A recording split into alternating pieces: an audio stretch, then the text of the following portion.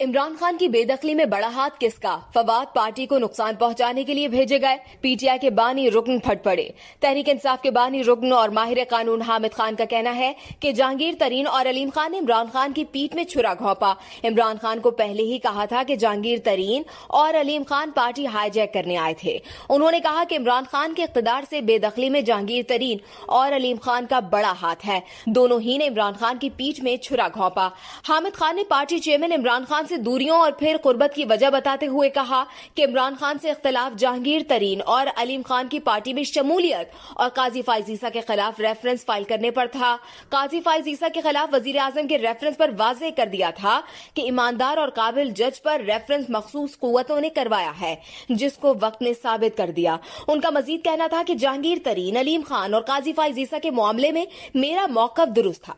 सूरत हाल वाज़ेह होने पर इमरान खान ने शाह महमूद कुरैशी को मेरे पास भेजा कि सफर वहीं से शुरू करते हैं जहां से छूटा था।